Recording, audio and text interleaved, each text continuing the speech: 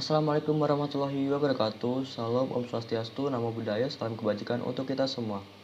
Saya Muhammad Adi Farabi bersama teman kelompok saya yaitu Eka Puji Lestari, Tasya Dasyita Hidayat, Nur Saidah, dan Fihan Hibatullah akan mempresentasikan materi yang terkait tentang penyuntikan karya tulis ilmiah. Pada slide pertama, yaitu ada mengenai bentuk karya tulis ilmiah. Bentuk karya tulis ilmiah secara umum itu ada 3. Yang pertama ada karya tulis populer, yang kedua ada karya tulis semi formal, dan yang ketiga ada karya tulis formal. Yang pertama itu ada karya tulis populer, di mana lebih ringkas, kemudian santai, kalimatnya mudah dipahamin, dan juga pada umumnya lebih disukain oleh banyak orang. Yang kedua ada karya tulis semi formal, di mana penulisannya mengikuti kaidah formal, namun penyajiannya lebih sederhana. Wujudnya adalah berupa makalah atau laporan. Yang ketiga ada karya tulis formal, di mana wujudnya harus mengikuti kaidah-kaidah akademis secara lengkap. Wujudnya bisa berupa skripsi, kemudian tesis, dan juga disertasi. Pada slide yang kedua, yaitu mengenai sistematika karya tulis ilmiah. Bagian-bagian awal pada karya tulis ilmiah, yang pertama itu ada halaman sampul, yang kedua halaman judul, yang ketiga abstrak, yang keempat kata pengantar, yang kelima daftar isi, yang keenam daftar gambar, dan yang ketujuh daftar lampiran. Selanjutnya adalah bagian inti dari sistematika karya tulis ilmiah. Pada bab pertama adalah pendahuluan. Di bagian A terdapat latar belakang masalah. Di dalam latar belakang masalah memaparkan permasalahan umum yang menjadi landasan fokus utama masalah yang akan diteliti. Pada bagian B adalah identifikasi masalah. Dalam mengidentifikasi masalah, peneliti melakukan pendataan semua permasalahan yang diduga mempengaruhi variabel utama atau masalah yang ada. Pada bagian C adalah pembatasan masalah. Pada bagian D adalah perumusan masalah. Perumusan masalah sangat penting karena akan menjadi penuntun bagi langkah selanjutnya. Pada bagian E ialah kegunaan penelitian. Pada bab kedua adalah kajian pustaka. Di dalam kajian pustaka terdapat teori yang dihasilkan dari perumusan masalah. Pada bagian ketiga atau bab ketiga adalah yang bagian A adalah tujuan penelitian. Tujuan penelitian dirumuskan karena dalam tujuan memberikan gambaran pemecahan masalah yang akan diharapkan. Pada bagian B adalah waktu dan tempat penelitian. Pada bagian C adalah populasi dan sampel penelitian. Pada bagian D adalah metode penelitian. Pada bagian E adalah instrumen penelitian. Pada bagian F adalah teknik analisis data. Pada bab keempat adalah hasil penelitian dan pembahasan. Bagian A adalah deskripsi hasil penelitian. Pada bagian B adalah uji prasyarat analisis. Pada bagian C adalah pengujian hipotesis. Pada bagian D adalah pembahasan hasil penelitian. Bab 5 menjelaskan tentang kesimpulan, implikasi, dan saran. Pada bagian A adalah kesimpulan. Pada bagian B ialah implikasi. Pada bagian C adalah saran. Baik, melanjutkan pembahasan selanjutnya yaitu mengenai penggunaan aspek kebahasaan dalam karya tulis ilmiah. Penggunaan aspek kebahasaan dalam karya tulis ilmiah menjadi bagian terpenting dalam penulisan karya tulis ilmiah yang tidak dapat dipisahkan dari aspek-aspek yang lainnya. Nah, dalam pembahasan kali ini kita akan membahas mengenai ejaan, diksi, dan kalimat. Pertama, ejaan. Menurut Kamus Besar Bahasa Indonesia, ejaan merupakan cara-cara atau kaidah-kaidah dalam menggambarkan bunyi-bunyi dalam bentuk tulisan, serta penggunaan tanda baca. Ejaan sendiri yang digunakan dalam Indonesia sekarang yaitu yang berpacu pada Pedoman Umum Ejaan Bahasa Indonesia atau yang lebih dikenal dengan PUEBI. Hal-hal yang harus diperhatikan dalam penggunaan ejaan. Yang pertama, pemakaian huruf kapital. Huruf kapital tidak digunakan sebagai huruf pertama nama gelar kehormatan, keturunan, dan nama keagamaan yang tidak diikuti nama orang. Huruf kapital juga tidak dipakai sebagai huruf pertama nama jabatan atau pangkat yang tidak merujuk kepada nama orang atau nama sebuah instansi. Huruf kapital tidak dipakai sebagai huruf pertama nama orang yang digunakan sebagai nama jenis atau satuan ukuran. Huruf kapital tidak dipakai sebagai huruf pertama nama degree geografi yang digunakan sebagai penjelas nama jenis.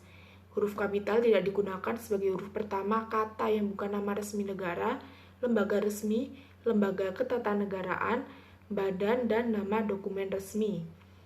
Huruf kapital dipakai sebagai huruf pertama dari semua kata, termasuk semua kata ulang sempurna jika berada dalam judul buku, majalah, surat kabar, dan makalah.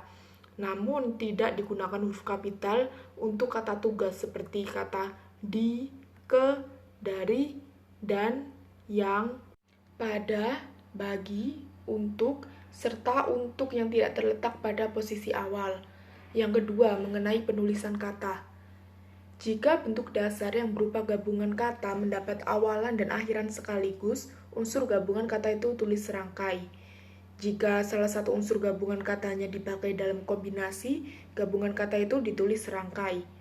Jika bentuk terikat diikuti oleh kata yang huruf awalnya huruf kapital, tanda hubung digunakan di antara kedua unsur itu.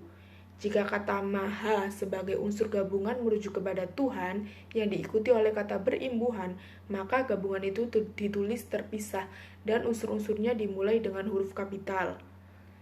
Penulisan gabungan kata ada dua gabungan, yaitu unsur-unsur gabungan kata yang lazim disebut kata majemuk ditulis terpisah, serta gabungan kata yang dirasa sudah padu benar dan ditulis serangkai. Penulisan singkatan. Ada berbagai macam bentuk dalam singkatan, yaitu singkatan kata yang berupa gabungan huruf yang diikuti dengan tanda titik, singkatan gabungan kata yang dari 3 kata yang juga diikuti dengan tanda titik, dan singkatan gabungan kata yang terdiri atas 2 huruf yang lazim digunakan pada surat menyurat dan masing-masing selalu diikuti dengan tanda titik. Serta ada juga singkatan dalam lambang kimia, satuan ukuran, takaran, timbangan, dan mata uang yang tidak diikuti dengan tanda titik. Yang ketiga dalam ejaan yaitu mengenai penulisan kata depan dan penggunaan kata berimbuhan. Penulisan kata depan yang dipisahkan dari kata yang menyertainya, yaitu jika disertai nama, tempat, arah, dan lokasi. Sedangkan jika tidak disertai nama, tempat, arah, dan lokasi, maka penulisan kata depan itu harus digabung dengan kata yang menyertainya. Pemakaian imbuhan pun yang dapat diartikan sebagai kata juga harus dipisahkan dari kata yang mendahulunya, seperti kata penelitian pun itu harus dipisah. Dan pemakaian imbuhan per yang dapat diartikan juga sebagai setiap, demi, mulai, dan melalui dituliskan juga secara terpisah dari kata yang mengikutinya. Contohnya dalam kata per November, kata per dan November itu harus dipisah. Bagian kedua dalam aspek kebahasaan karya tulis ilmiah yaitu diksi. Dalam Kamus Besar Bahasa Indonesia, diksi diartikan sebagai pilihan kata yang tepat dan selaras dalam penggunaannya untuk mengungkapkan gagasan, sehingga diperoleh efek tertentu seperti yang diharapkan. Pilihan kata dalam diksi harus tepat, seksama, lazim, dan benar. Fungsi mengapa harus mencakup 4 tersebut yaitu agar pembaca atau pendengar mengerti secara benar dan tidak salah paham terhadap apa yang disampaikan oleh pembicara atau penulis, mencapai target komunikasi yang efektif, melambangkan gagasan yang diekspresikan secara verbal, dan membentuk gaya ekspresi gagasan yang tepat.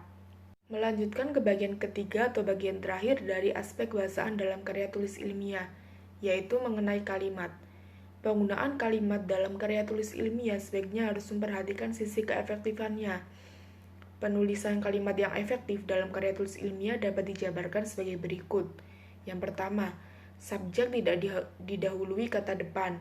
Selanjutnya, kata hubung intrakalimat tidak mengawali kalimat tunggal. Kalimat hubung kalimat majemuk bertingkat harus dieksplisitkan dan tidak menggunakan kata hubung secara bersamaan agar tidak menimbulkan kerancuan dalam pemahamannya. Berikut mungkin penjelasan yang dapat disampaikan mengenai aspek bahasaan. Untuk contoh yang lebih jelasnya lagi bisa dilihat pada makalah kelompok kami. Isi karya tulis ilmiah. Pertama, latar belakang masalah.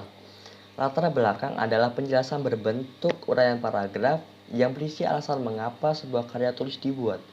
Latar belakang masalah penelitian menjelaskan secara lengkap topik atau subjek area penelitian, masalah penelitian yang kita pilih dan mengapa melakukan penelitian pada topik dan masalah tersebut. Dan perlu diingat juga bahwa latar belakang ini harus bisa menjawab semua pertanyaan mengapa why dari judul penelitian. Perlu diperhatikan kriteria untuk memilih masalah seperti 1. Seberapa pentingkah masalah itu untuk dibahas. 2. Semenarik apakah masalah itu sehingga perlu dibahas. 3. Mungkin tidaknya memperoleh data yang harus akurat. 4. Menimbang kecukupan pengetahuan, kemampuan, serta sarana yang diperlukan. Kedua, perumusan masalah. Bagian ini menjelaskan apa yang menjadi masalah dalam penelitian. Rumusan masalah dirumuskan berdasarkan gejala masalah yang muncul. Gejala tersebut kemudian didukung dengan teori dan logika berpikir yang tepat, sehingga rumusan masalah dapat tersampaikan secara akurat. Terdapat 3 kriteria untuk menilai kualitas dari rumusan masalah. Pertama, relevan dapat dijalankan dalam realitanya. 2. Realitas. Dan 3. Menarik. Rumusan masalah dapat dikatakan relevan jika berguna dari sudut pandang praktis, teoritis, maupun keduanya. Dalam menulis rumusan masalah, mahasiswa sekurang-kurangnya dapat menjawab dengan jelas apa yang menjadi masalah dan mengapa masalah tersebut menarik perhatian. Rumusan masalah tidak dinyatakan dengan kalimat tanya, tetapi berupa kalimat pernyataan yang menunjukkan masalah penelitian. Perumusan masalah perlu mempertimbangkan hal-hal berikut. Pertama, spesifik. Kedua, ada unsur kebaruan dan keaslian. 3. Memiliki relevansi terhadap permasalahan yang dibahas dalam komunitas ilmiah. 3. Tujuan penelitian. Bagian ini memuat penjelasan tentang sasaran yang lebih spesifik dan hal yang menjadi tujuan penelitian. Isi dari tujuan penelitian bersifat resiprokal dengan isi rumusan masalah. Tujuan penelitian dituangkan dalam kalimat pernyataan. Secara garis besar yang bisa disebutkan tujuannya penelitian. Pertama, bertujuan untuk menemukan ilmu yang baru. Kedua, mengembangkan pengetahuan yang sudah ada. 3. Serta menguji pengetahuan yang ada. 4. Metode penelitian. Metode penelitian berisi uraian tentang bahan atau materi penelitian, alat penelitian, variabel, dan data yang dikumpulkan. Tujuan dari bagian ini adalah untuk memberikan informasi kepada pembaca mengenai metode yang digunakan dalam proses mengumpulkan dan menganalisis data.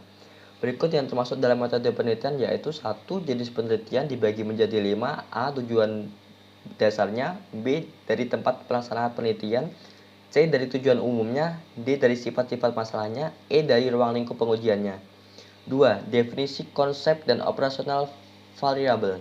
Definisi konsep adalah konseptual tentang variabel penelitian, sedangkan definisi operasional variabel yang berisi penjelasan secara sistematis dan operasional tentang bagaimana mengukur variabel penelitian. 3. Populasi dan sampel penelitian. Populasi adalah keseluruhan dari subjek penelitian yang akan diteliti, sedangkan sampel adalah sebagian subjek penelitian yang dijadikan penelitian. 4. Jenis sumber dan teori pengumpulan data. Uraian lengkap dan jelas tentang jenis data yang digunakan dalam penelitian serta bagaimana cara mengumpulkan data tersebut. 5. Teknik analisis atau pengujian data.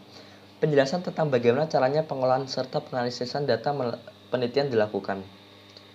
Kelima, manfaat penelitian. Berisi uraian manfaat yang dihasilkan dan dilaksanakannya penelitian. Beberapa contoh manfaat dari penulisan. 1. Melatih untuk menggabungkan hasil bacaan dari berbagai sumber.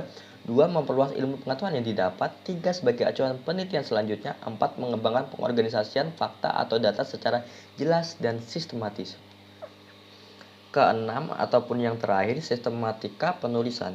Bagian ini menjelaskan tentang pengorganisasian penulisan karya ilmiah secara singkat beserta penjelasan mengenai isi dari karya ilmiah.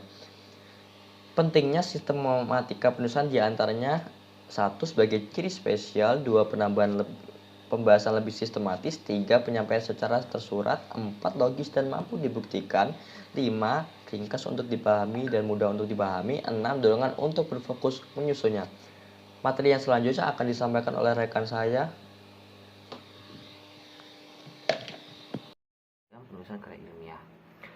tulis ilmiah merupakan perwujudan kegiatan ilmiah yang dikomunikasikan lewat bahasa tulisan. Karya tulis ilmiah adalah karangan atau karya tulis yang menyajikan fakta dan ditulis dengan menggunakan metode penulisan yang baku. Hal-hal yang ada dalam karya ilmiah antara lain: 1. Karya tulis ilmiah membuat gagasan ilmiah lewat pikiran dan alur pikiran. Yang kedua, keindahan karya tulis ilmiah terletak pada bagian pikir dengan unsur-unsur yang menyangganya. Yang ketiga, alur pikir dituangkan dalam sistematika. Yang keempat, karya tulis ilmiah terdiri dari unsur-unsur kata, angka, tabel, dan gambar yang tersusun mendukung alur pikir yang teratur. Yang kelima, karya tulis ilmiah harus mampu mengekspresikan asas-asas yang terkandung dalam hakikat ilmu dengan mengindahkan kaidah-kaidah kebahasaannya. Dan yang keenam, karya tulis ilmiah terdiri dari serangkaian narasi, eksposisi, deskripsi, dan argumentasi. Penggunaan rujukan dalam karya ilmiah. 1. Cara merujuk. Perujukan dilakukan dengan menggunakan nama akhir dan tahun di antara tanda kurung. Jika ada dua penulis, perujukan dilakukan dengan cara menyebutkan nama akhir kedua penulis tersebut. Jika penulis lebih dari 2 orang, penulisan rujukan dilakukan dengan cara menulis nama pertama dari penulis tersebut diikuti dengan dan kawan-kawannya. Jika nama penulis tidak disebutkan, dicantumkan dalam rujukan adalah nama lembaga yang menerbitkan, nama dokumen yang diterbitkan, atau nama koran. Untuk terjemahan, rujukan dilakukan dengan cara menyebutkan nama penulis aslinya. Rujukan dari dua sumber yang ditulis oleh penulis yang berbeda dicantumkan dalam satu tanda kurung dengan titik sebagai tanda pemisahnya. Yang kedua, cara menulis daftar rujukan.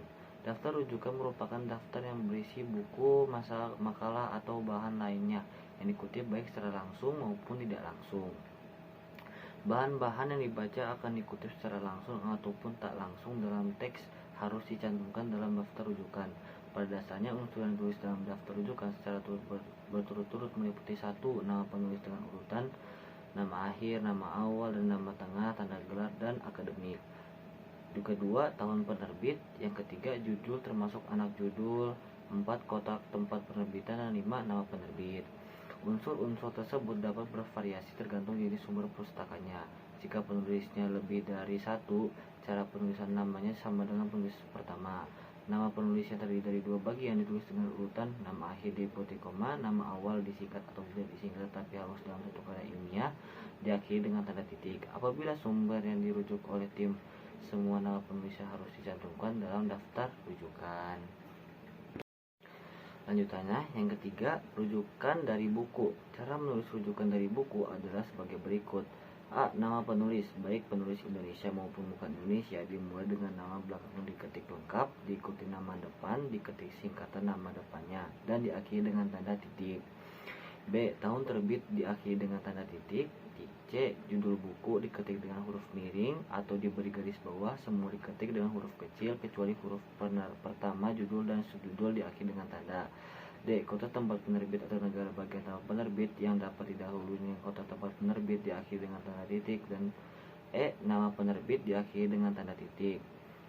F. Jika ada beberapa buku yang dijadikan sumber ditulis oleh orang yang sama dan diterbitkan dalam waktu tahun yang sama pula, data tahun penerbit diikuti oleh lambang ABC, seterusnya yang urutannya ditentukan secara kronologis atau berdasarkan abjad buku-bukunya. Contoh: Bandura, A, 1977, Social Learning Theory Practice Hall, 2, Englewood Creville, New Jersey, Bartal, D, 1979, Social Behavior, Theory and Research, New York, 2, John Hewley, Lewin, K, 1935, A Dynamic Theory of Personality, 2, Selected Papers, New York, 2, Miss Grauhill, _, 1935, Principle OG, Tropolical Biology, New York, 2, Miss Grauhill.